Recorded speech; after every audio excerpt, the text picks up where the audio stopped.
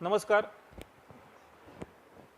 मराठी भाषा संवर्धन पंधरवडा आपण महाराष्ट्र विधानमंडळातर्फे विविध उपक्रमांनी साजरा करीत आहोत. या उपक्रमांतर्गत मान्यवरांच्या मराठी भाषा संवर्धनासंदर्भातील मुलाखती संकलित करून त्या आपण यूट्यूबवरती प्रक्षेपित करणार आहोत. या मालिकेत आजचे वक्ते म्हणून ज्येष्ठ पत्रकार श्री दिलीप चावरे साहेब या ठिकाणी उपस्थित आहेत. त्याचप्रमाणे मराठी भाषा विभाग समिती जी आपल्या विधानमंडळात कार्यरत आहेत त्याचे अवर सचिव श्री सोमनाथ सानप हे देखील या ठिकाणी उपस्थित आहेत. चावरे सर आज आपल्यासमोर प्रसार माध्यमे आणि मराठी भाषा या विषयावरती विवेचन करणार आहेत.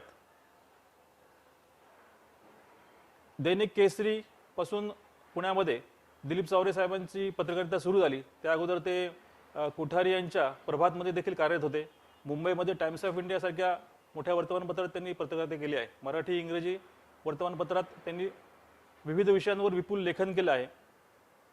2011 आणि 12 मध्ये आपला विधानमंडळाचा अमृत महोत्सव त्या ठिकाणी साजरा झाला. या निमित्त आपण संदर्भ समृद्ध अशी विविध विषयांवरील ग्रंथसंपदा त्या ठिकाणी प्रकाशित केली.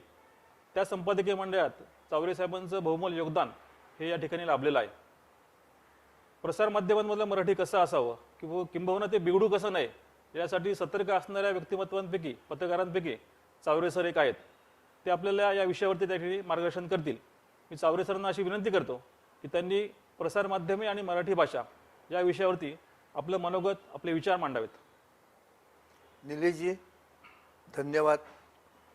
आज विधानमंडळाने मला या विषयावर बोलण्यासाठी बोलवलं, याचा मला अतिशय आनंद होतो. याचं प्रमुख कारण म्हणजे मराठी भाषेचं सौंदर्य, मराठी भाषेचं सौष्ठव आणि मराठी भाषेचं धन याच्याकडे गेल्या काही दशकांमध्ये फारच दुर्लक्ष झालेलं आहे असं माझं स्पष्ट मत आहे.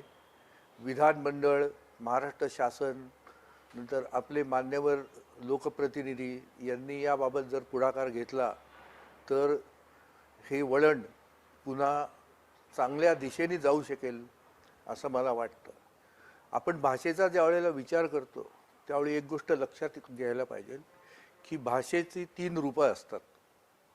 एक म्हणजे ध्वनिरूप, दुसरं म्हणजे दृश्यरूप म्हणजे चित्ररूप, आणि तिसरं म्हणजे लिपी. आता यातला फरक असा लक्षात घ्यायला पाहिजे की सगळ्याच भाषांना लिपी असते असं नाही. त्याचप्रमाणे काही भाषांना चित्रलिपी असते. मात्र जगातली कोणतीही भाषा घेतली तर त्यातला एक समान घटक म्हणजे ती भाषा श्राव्य असते. याचा अर्थ असा की समोरचा माणूस जे बोलतो ते आपण ऐकतो आणि त्यातून आपल्याला तो काय म्हणतो आहे याचा बोध होतो. जसजशी संस्कृती आपली विकसित होत गेली तसे भाषेचा वापर आपण वेगवेगळ्या प्रकारे करायला लागलो आणि त्यातला प्रबुद्ध वापर म्हणजे लिखित भाषा. लिखित भाषा आपल्याकडे विकसित होण्यापूर्वी आपल्या पूर्वजांनी आपले जे हजारो वेद आहेत, उपनिषद आहेत, स्मृती आहेत, पुराणं आहेत, हे सगळं कंठस्थ करून ठेवलं होतं.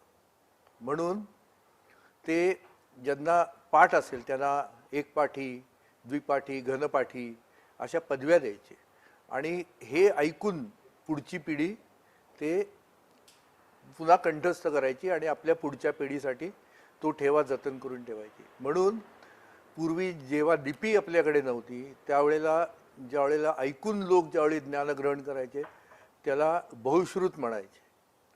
म्हणून पुन्हा सांगायचा मुद्दा असा की भाषा ही प्रामुख्याने श्राव्य असते आणि कुठलीही भाषा ही सर्वात जास्त तिचा वापर असतो तो बोली स्वरूपात असतो, म्हणून बोलीभाषा. म्हणून आपल्याकडे जो भेद करण्यात येतो की एक अधिकृत भाषा असते, शासकीय भाषा असते, वैधानिक भाषा असते, औपचारिक भाषा असते आणि दुसरी भाषा असते ती बोलीभाषा असते. त्या बोलीभाषेचा वापर कसाही आपण करू शकतो, परंतु अधिकृत जी भाषा आहे, ज्याला प्रमाण भाषा म्हणतात, प्रमाण भाषा ही एकाच स्वरूपात लिहिली जाणं अतिशय आवश्यक आहे. त्यामुळे आपण जगात कुठलीही भाषा घ्या, कुठलाही देश घ्या, त्याच्यात प्रमाण भाषेत जे लिखाण होतं ते लिखाण ग्राह्य मानलं जातं. म्हणून सगळे आपले कायदे असतात किंवा न्यायसंस्था असेल शासन असेल किंवा विद्यापीठांचं कामकाज असेल, संघटनांचं कामकाज असेल, या सगळ्यांचे जे इतिवृत्त लिहिण्याची जी पद्धत आहे ती सगळ्याकडे प्रमाण भाषेत आहे. कायदा कुठल्याही देशात असला तरी तो प्रमाण भाषेत असावा लागतो. ही प्रमाण भाषा जी आहे, ही प्रमाण भाषा आणि बोलीभाषा यांच्यात फार पुष्कळच फरक आहे. म्हणजे बोलीभाषा, आता मी आपल्याला एक 3-4 उदाहरणं सांगतो की जे महाराष्ट्राच्या विविध भागात बोलीभाषा कशी वापरली जाते. तर विदर्भात आहे ती झाडी बोली म्हणतात त्याला. याखेरीज वऱ्हाडात जी आहे तिला वऱ्हाडी म्हणतात. नंतर खानदेशात अहिराणी असते. कोकणात विशेषतः रायगड जिल्ह्यात आगरी भाषा असते, कोळी भाषा असते. नंतर चंदगडी म्हणून एक भाषा आहे, पोवारी आहे, कोवळी आहे, तावडी आहे, मालवणी आहे, वाडवळी आहे. सामवेदी म्हणजे वसईच्या भागात जी बोलतात ती सामवेदी आहे, संगमेश्वरी आहे. याखेरीज आदिवासींच्या अनंत बोली आहेत, ज्या सगळ्या बोलींची अद्याप नोंदही झालेली नाही आहे. याखेरीज ठाकूर, ढोरकोळी, भटके विमुक्त, या प्रत्येक समाजाची एक एक वेगवेगळी भाषा आहे. आणि आपण जर उचल्या किंवा अशी पुस्तकं वाचली असतील तर आपल्या लक्षात येईल की ते लोक जी एकमेकांची बोलतात ती भाषा आपल्याला समजत नाही. आपली भाषा त्यांना समजत असते पण त्यांची भाषा आपल्याला समजत नसते, कारण ती बोलीभाषा असते. पण ज्या वेळेला ती बोलीभाषा लिपिबद्ध होऊन आपल्यासमोर येते त्यावेळेस त्याचा अर्थ लावायचा आपण प्रयत्न करतो. तर प्रत्येकाला असा अर्थ लावण्याचा प्रयत्न करणं आवश्यक ठरू नये, भाग पडू नये, याच्यासाठी प्रमाण भाषेचा आपण अवलंब केलेला असतो. म्हणून प्रसारमाध्यमं जी आहेत त्यांनी प्रमाण भाषा वापरावी असा आग्रह धरण्यात येतो. याचं कारण महाराष्ट्राच्या कुठल्याही भागात, आता जगात म्हणायला पाहिजे, पण महाराष्ट्राच्या कुठल्याही भागात ते वर्तमानपत्र कोणाच्याही जर हातात पडलं तर त्याच्यात मजकूर काय आहे हा बोध व्हावा, याच्यासाठी सगळीकडे एकसारखी भाषा वापरणं आवश्यक असतं. आपण कुठल्याही भारतीय भाषेचा जर विचार केला, हिंदी घ्या, गुजराती घ्या, तर प्रत्येक ठिकाणी त्या त्या भाषेमध्ये वेगवेगळ्या छटा असतात. म्हणून आपल्याकडे एक अशी म्हण आहे की बोली दर 12 कोसांवर बदलते. ही बऱ्याच अंशी ही म्हण वास्तव आहे, खरी आहे. कारण ठिकठिकाणी आपण जातो त्यावेळेला तुम्ही कोल्हापूरला गेलात तर बोलण्याचे हेल वेगळे असतात, पुण्याला गेलात तर भाषा वेगळी तुम्हाला जाणवते, नागपूरला गेला तर वेगळी जाणवते. ही सगळीकडे वेगवेगळी भाषा असते. अर्थात कुठलीही बोलीभाषा त्याला अशुद्ध म्हणणं हे चुकीचं आहे. म्हणूनच असाच समज कोणाचा होऊ नये किंवा अशी कोणी टीका करू नये म्हणून आपण प्रमाण भाषेचा आश्रय घेतो. मात्र मी लिहिलेलंच शुद्ध आहे आणि इतरांनी लिहिलेलं किंवा बोललेलं अशुद्ध आहे असं भेद करून चालणार नाही. हा भेद आपल्याला केव्हा करता येतो, जेव्हा ललित लेखन असतं. ललित लेखन करताना तुम्हाला कुठलीही भाषा वापरायची, कुठलेही शब्द वापरायचे याचं स्वातंत्र्य असतं. मात्र प्रमाण भाषा वापरताना ते स्वातंत्र्य तुमचं मर्यादित असतं. प्रमाण भाषा ही सुद्धा एक संकल्पना आहे. ही म्हणजे समाज मनातून विकसित झालेली संकल्पना आहे. ही कोणी तयार करून दिलेली संकल्पना नाही आहे. मात्र ती आपण का मान्य केली आहे की भावी पिढ्यांना देखील कळायला पाहिजे की आपण काय लिहून ठेवलेलं आहे. नाहीतर आपल्याला मी 2 उदाहरणं देतो की एक म्हणजे ब्राह्मी लिपी आहे. ब्राह्मी लिपीमध्ये अनेक शिलालेख आहेत, पण ती ब्राह्मी लिपी उलगडून सांगता येत नाही. बरेच त्याच्यावर तज्ज्ञ प्रयत्न करतायत, अनेक वर्ष प्रयत्न करतायत, पण अजूनही त्यातले पुष्कळ शिलालेख हे अगम्य आहेत. तर तसं आपल्या भाषेसाठी होऊ नये म्हणून प्रत्येकाने प्रयत्न करायला पाहिजे. दुसरं उदाहरण म्हणजे निळावंतीची कथा आपल्या सगळ्यांना माहिती आहे. निळावंतीची कथा वाचता येत नाही, ती सांगता येते पण ती वाचता येत नाही, कारण ती ज्या लिपीमध्ये लिहिलेली आहे ती लिपी समजत नाही, म्हणजे अजून ती उलगडता आलेली नाही आहे. अशी अनेक उदाहरणं जगात ठिकठिकाणी आहेत. आता ख्रिश्चन धर्माविषयी जे शिलालेख आहेत किंवा मेक्सिकोमध्ये जे शिलालेख सापडलेले आहेत मायन कल्चरचे, हे हजारो वर्षापूर्वींचे शिलालेख आहेत, पण त्याच्यावर संदेश काय आहे हे वाचता येत नाही. असं आपल्या भाषेसाठी होऊ नये म्हणून आपण सगळे प्रमाण भाषेचा वापर करतो. आणि ही शाश्वतता आपल्याला सगळ्यांना, विशेषतः मी प्रसारमाध्यमांचा एक प्रतिनिधी म्हणून सांगतो की आपल्या सगळ्यांना भाषेचं पावित्र्य भाषेची शुद्धता आणि भाषेचं प्रमाणत्व हे टिकवणं आवश्यक आहे. मराठी आपली मातृभाषा आहे आणि तिचं संवर्धन करणं आपलं सगळ्यांचं कर्तव्य आहे. अशी भाषणं आपण नेहमीच ऐकतो, परंतु प्रत्यक्ष मराठीचा वापर करताना आपण कितपत जागरूक असतो, कितपत सजग असतो याचाही विचार सर्वांनी करायला पाहिजे. आज परिस्थिती अशी आहे की थोडी कटू आहे, पण ती मांडणं माझं कर्तव्य आहे की आज मराठीचे विद्यार्थी शाळांमध्ये, महाविद्यालयांमध्ये आणि विद्यापीठांमध्ये कमी कमी होत चाललेले आहेत. याचं कारण काय आहे की एक संभाव्य कारण असं की मराठीची उपयुक्तता कमी होत चाललेली आहे किंवा मराठीचा प्रभाव कमी होत चाललेला आहे. हे दोन्ही मुद्दे मराठी प्रेमींना बिलकुल मान्य होणार नाहीत याची मला कल्पना आहे, पण आपण वास्तव जर बघितलं तर हेच वास्तव आपल्याला समोर दिसेल की मराठी भाषक शाळा बंद होत आहेत. आणि हे मी केवळ मराठीसाठी बोलत नाही आहे. गुजरातमध्ये गुजराती भाषक शाळा बंद होत आहेत. उत्तर भारतामध्ये केवळ हिंदीवर अवलंबून असलेल्या शाळा या देखील विद्यार्थी संख्या कमी होते, कारण सगळे पालक आता आपल्या पाल्यांना इंग्रजी माध्यमाच्या शाळांमध्ये घालण्याचा प्रयत्न करत आहेत, कारण ते त्यांच्या भवितव्याचा विचार करत आहेत. आपण जर आपल्याला मराठीचं भवितव्य उज्ज्वल व्हावं असं वाटत असेल तर आपल्याला त्यासाठी तसं वातावरण निर्माण करायला लागेल. आणि ही केवळ शासनाची किंवा ज्याला आपण सरकार म्हणतो त्यांची जबाबदारी नाही आहे, तर ही समाजातल्या प्रत्येक घटकाची आहे. मी प्रसारमाध्यमांच्या बाबतीत जास्त भर देऊन हे सांगेन, याचं कारण प्रसारमाध्यमं 24 तास लोकांसमोर जात असतात.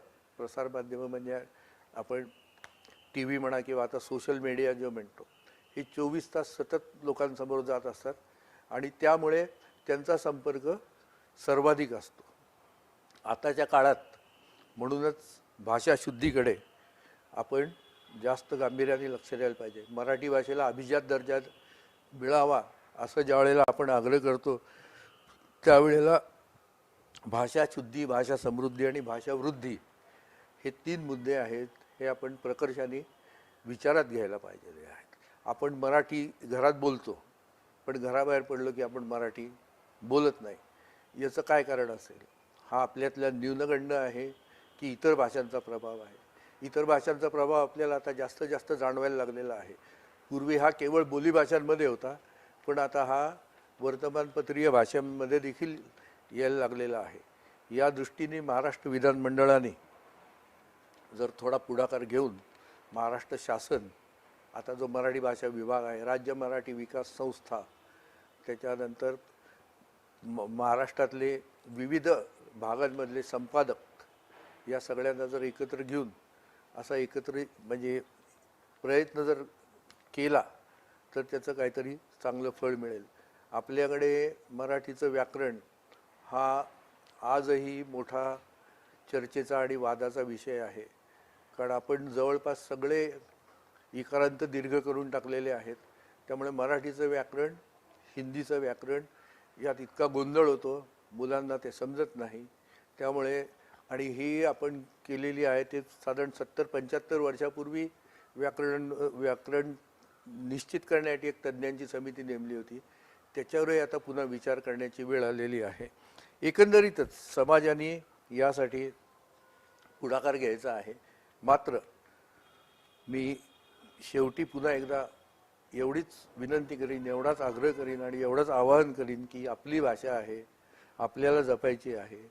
आणि सध्या वस्तुस्थिती अशी आहे की वर्तमानपत्र आणि वृत्तवाहिन्या हे आपले एक प्रकारे संस्कृती रक्षक बनलेले आहेत. त्यामुळे त्यांच्यावर जबाबदारी टाकण्याबरोबरच शासनाने, विधानमंडळाने आणि लोकप्रतिनिधींनी सगळ्यांनी पुढाकार घेऊन एकत्र येऊन या दृष्टीने प्रयत्न केले तर मराठी भाषेला चांगले दिवस येतील. मग अभिजात भाषेचा दर्जा आपोआप मिळेलच, त्याच्यासाठी वेगळे प्रयत्न करायची फारशी गरज राहणार नाही. म्हणून विधिमंडळाच्या या उपक्रमाला माझ्या मनपूर्वक शुभेच्छा आणि माझं म्हणणं मांडण्याची मला संधी दिली म्हणून धन्यवाद. एक मिनटं मी विचारतो. हां थांब. मला आपल्या विचार मांडताना असं सांगितलं की मराठी भाषा शाळा बंद पडल्या आणि इतर राज्याचे उदाहरण दिलंय.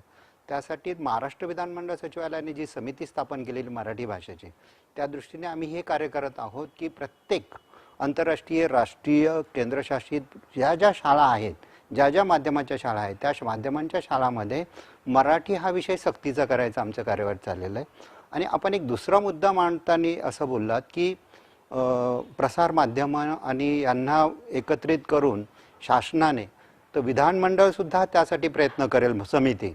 आणि आम्ही हा विषय घेण्यासाठी मी विधानमंडळ समितीचा अधिकारी म्हणून आमच्या चेअरमन साहेब, समिती प्रमुख मराठी भाषेचे चेतन तुपे साहेब आणि अन्य सदस्य यांच्याशी चर्चा करून हा विषय आपल्याला समितीमध्ये कसा घेता येईल प्रसारमाध्यमांच्या संस्थेसाठी, तर तोही आम्ही प्रयत्न करू. आणि आपण खूप उत्कृष्ट विचार मांडलेत की मराठी भाषेचा इतका सखोल अभ्यास करून आपण जे मार्गदर्शन केलं विधानमंडळात, ते नक्कीच आमच्या मराठी भाषा विधानमंडळ समितीला मार्गदर्शक ठरेल आणि आम्ही त्याचा नक्कीच विचार करू. जावळे साहेब, आपण वेळात वेळ काढून आज या ठिकाणी आलात त्याबद्दल विधानमंडळातर्फे आणि मराठी भाषा समितीतर्फे मी आपले आभार मानतो. मराठी भाषा वृद्धी, मराठी भाषा समृद्धी आणि मराठी भाषा शुद्धी ही यापुढची आपली त्रिसूत्री जर आपण अग्रक्रमाने डोळ्यासमोर ठेवली तर साहजिकच मराठी भाषा संवर्धनाचा जो काही आपला हा उद्देश आहे तो निश्चितच सफल होईल अशी अपेक्षा मी आपणा सर्वांच्या वतीने व्यक्त करतो आणि चावरे साहेबांचे पुन्हा एकदा आभार मानतो. धन्यवाद.